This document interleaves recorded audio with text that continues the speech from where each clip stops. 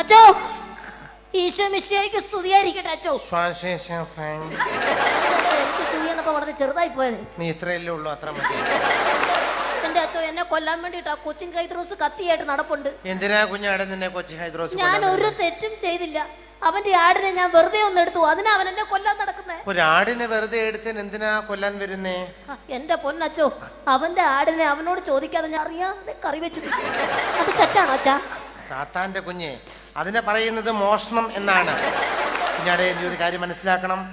നീ ആ ഹൈദ്രോസിന്റെ ആടിനെ മോഷ്ടിച്ചിട്ട് മരിച്ച് സ്വർലോകത്ത് ചെല്ലുമ്പോൾ കർത്താവ് ചോദിക്കും, നീ അവന്റെ ആടിനെ എടുത്തോ, അത് എവിടെയാണെന്ന് ചോദിക്കുമ്പോൾ നീ എന്ത് ചെയ്യും? എന്റെ പൊന്നച്ഛ, അതൊക്കെ കുറെ നാൾ കഴിഞ്ഞു മരിച്ചു സ്വർഗത്തിൽ ചെല്ലുമ്പോഴത്തെ കാര്യമല്ലേ പറയുന്നേ.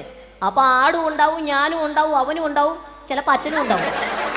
അച്ഛന്റെ മുമ്പിൽ വെച്ച് ഞാൻ അവന്റെ ആടിനെ അവന് കൊടുത്തേക്കാൻ പ്രശ്നം തീർന്നില്ലേ? അയ്യോ അച്ഛാ, എന്നെ രക്ഷിക്കച്ചാ. എന്റെ കുഞ്ഞെ, ഞാൻ എനിക്ക് അറിയത്തില്ല, ഞാൻ എന്നാ ചെയ്യാനാ? എന്റെ പൊന്നച്ഛ, എന്തെങ്കിലും ഒരു വഴി കാണും, എന്നെ രക്ഷിക്ക്. നിന്നെ രക്ഷിക്കാൻ ഞാൻ ഒരു വഴിയും കാണുന്നില്ല. എടാ, എവിടെ പോയി ഒളിച്ചാലും നിന്നെ ഞാൻ വിടില്ല. ഈ ഹൈദ്രോസിന്റെ കയ്യിൽ നിന്ന് ഒരു പന്നിയും രക്ഷപ്പെട്ടില്ല. പന്നി. അച്ഛോ, ഞാനൊരു വഴി കാണുന്നുണ്ട്. നിന്നെ രക്ഷിക്കാൻ ഞാനൊരു വഴി കാണുന്നില്ല. ഞാൻ കാണുന്നുണ്ട്, ഞാൻ വേറെ വിളിച്ചോളാം. എടാ പന്നി, നിന്നെ വിടില്ല. എടാ ഞാൻ വിടില്ല.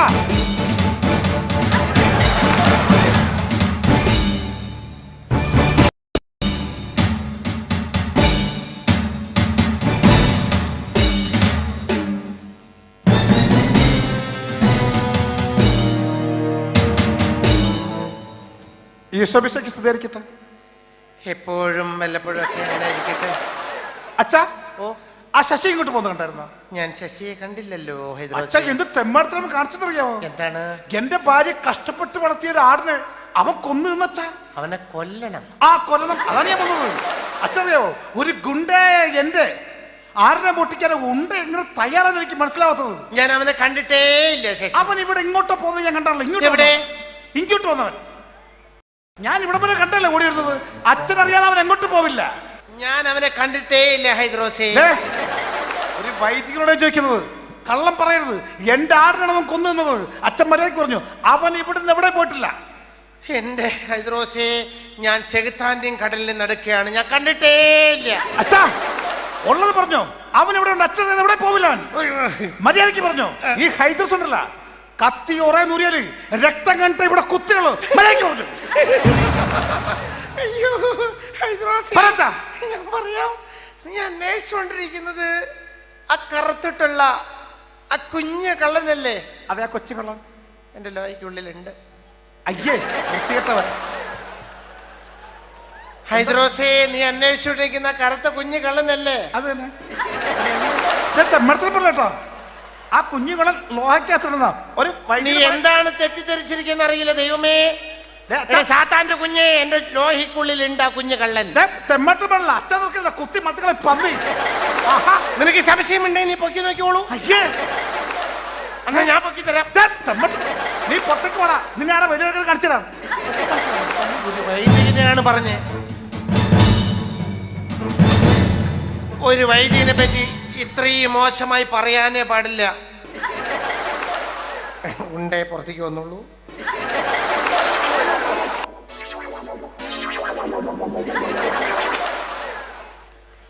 കുഞ്ഞേ, എങ്ങനെയുണ്ടായിരുന്നു എന്റെ ലോഹയ്ക്കുള്ളിലെ വാസം? വാസമൊക്കെ സുഖപ്രദമായിരുന്നു അച്ചോ. ഒറ്റ അപേക്ഷയുള്ളൂ. എന്താണ്? വല്ലപ്പോഴും എങ്കിലും ഈ ലോഹേ ആ അരമനയൊക്കെ ഒന്ന് കഴുകിയിടച്ചോ. നിന്റെ കൊല്ലി. ഞങ്ങളിവിടെ പരിപാടി അവതരിപ്പിക്കാൻ വന്നതാ. അതെ, നന്നായി. ഞങ്ങൾ അവസരം തരുന്നു. എന്റെ മോൻ നന്നായിട്ട് കാണിക്കും. എന്ത്? മിമിക്രി. മിമിക്രിയിൽ എന്തൊക്കെ കാണിക്കും? എന്താണ് സ്റ്റേജിൽ കയറി വന്നാണ് അനാവശ്യം പറഞ്ഞു? അല്ല, പട്ടിന്റെ നായന്റെ ശബ്ദത്തിൽ മിമിക്രി നന്നായിട്ട് കാണിക്കൂ. ഇതിന്റെയൊക്കെ ശബ്ദം എടുക്കുന്നാണോ? നന്നായിട്ട് കാണിച്ചു കൊടുക്കടാ.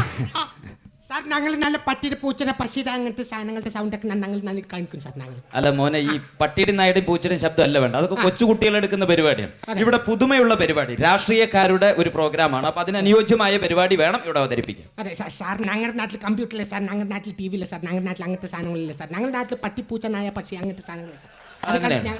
അല്ല, ഞാൻ പറഞ്ഞല്ലോ, ഇവിടെ രാഷ്ട്രീയക്കാരെയാണ് അനുകരിക്കേണ്ടത്. ഏതെങ്കിലും ഒരു രാഷ്ട്രീയ നേതാവിനെ നിങ്ങൾ അനുകരിക്കൂ. അതെ, അത് സാർ രാഷ്ട്രീയക്കാരെ പറഞ്ഞു ഞങ്ങളത് പട്ടിയിൽ കാണിക്കാം.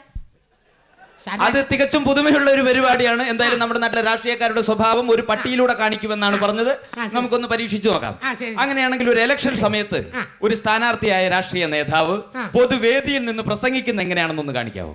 രാഷ്ട്രീയ നേതാവ് പൊതുവേദിയിൽ പ്രസംഗിക്കുന്നത് പട്ടി കാണിക്കണം. പട്ടിയിൽ കാണിക്കണം. കാണിക്കാം കാണിക്കാം സാർ.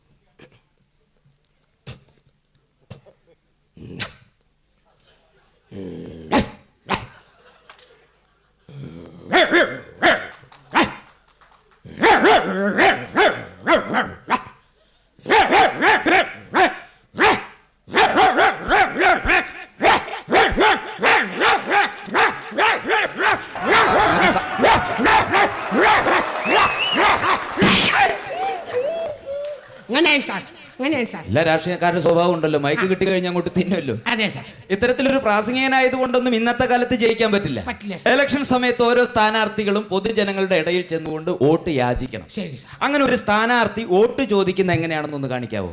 പട്ടിയിലൂടെ. ഓടി ചോദിക്കാൻ പോകുന്ന കാണിക്കാം. അതെ അതെ, നായ കാണിക്കാം. നായ കാണിക്കണം. കാണിക്കാം സാർ.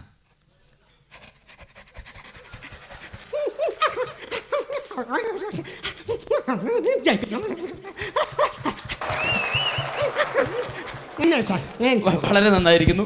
ഇത്തരത്തിൽ വോട്ട് യാചിച്ചു കഴിഞ്ഞാൽ ഏതൊരു സ്ഥാനാർത്ഥി വിജയിക്കും. ശരി സാർ. ഇപ്പൊ നിങ്ങൾ ജയിച്ചൊരു മന്ത്രിയാണ്. ആ. ഇന്ന് നമ്മുടെ നാട്ടിൽ കൂട്ടുമന്ത്രിസഭയാണ്. ശരി സാർ. അപ്പൊ നിങ്ങളുടെ വകുപ്പിലേക്ക് കൂട്ടുമന്ത്രിസഭയിലെ മറ്റൊരു മന്ത്രി കൈകടത്താൻ ശ്രമിച്ചാൽ നിങ്ങൾ എത്തരത്തിലാണ് പ്രതികരിക്കുക? അതായത് നമ്മുടെ വകുപ്പിലേക്ക് വേറെ ആൾ കൈ കടത്തിയാൽ എന്ത് ചെയ്യും? എങ്ങനെ പ്രതികരിക്കും. അത് സാർ ഞങ്ങൾ ഭക്ഷണം കഴിക്കുന്നത് കാണിക്കാം സാർ. മൃഗങ്ങൾക്ക് ഭക്ഷണത്തിനോടാണ് പ്രധാനം, നേതാക്കന്മാർക്ക് പണത്തിനോട് പ്രധാനം. ശരി, അങ്ങനെ കാണിക്കാം. അപ്പൊ സാറൊന്ന് കൈ കടത്തിയാൽ മതി. ഞാൻ കൈ കടത്തണം? ഓ, കടത്താം കടത്താം.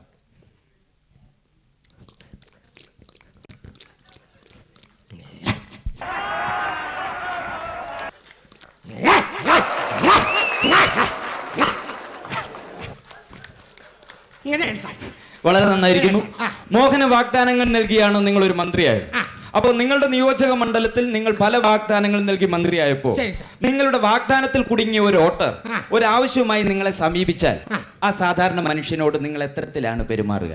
അതായത് നമ്മൾ ജയിച്ചു മന്ത്രിയായി, അപ്പൊ ആരെങ്കിലും ഒരു ആവശ്യമായിട്ട് വന്നാൽ എങ്ങനെ പെരുമാറും? സാറിന്റെ ആവശ്യമായിട്ടൊന്ന് വന്നു. ഞാൻ വരണം. ഞാൻ വരാം. ശരി സാർ. നമസ്കാരം സാർ, ഞാൻ നമ്മുടെ നിയോജക മണ്ഡലത്തിലാണ്, സ്വന്തം പാർട്ടിക്കാരനാണ്.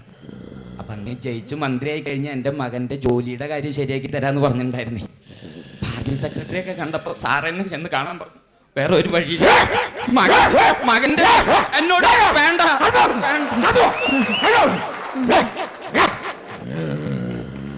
ഇങ്ങനെയാണ് സാർ, ഇങ്ങനെയാണ് സാർ. അധികാരം കയ്യിൽ കിട്ടുമ്പോൾ ആ രാഷ്ട്രീയം എന്ന പേരും പറഞ്ഞ് ചൂഷണം ചെയ്ത് പണം സമ്പാദിക്കുന്ന ചില രാഷ്ട്രീയ നേതാക്കൾ, ഉണ്ട് സാർ, ഉണ്ട് സാർ. ഇതുപോലുള്ള രാഷ്ട്രീയ നേതാക്കൾ, ഇത്തരത്തിലുള്ള രാഷ്ട്രീയ നേതാക്കന്മാരെ തിരിച്ചറിയാതെ വീണ്ടും ഇലക്ഷൻ എന്നൊന്ന് വരുമ്പോൾ എല്ലാം മറന്നുകൊണ്ട് നിങ്ങളെ വോട്ട് ചെയ്ത് അധികാരത്തിൽ കയറ്റുന്ന പാവം ജനത, ഈ ജനങ്ങളോട് ഇത്തരത്തിലുള്ള നേതാവിന് എന്താണ് പറയാനുള്ളത്? അതായത് ഇങ്ങനെയൊക്കെ ആയിട്ട് വീണ്ടും വോട്ട് ചെയ്യാൻ പോകുന്ന ഈ പാവം ജനങ്ങളോട് എന്താ പറയാ? എന്താണ് പറയാനുള്ളത്? അല്ലേ ഒന്നും തോന്നരുത് കേട്ടോ സാർ. ഇല്ല, തോന്നില്ല.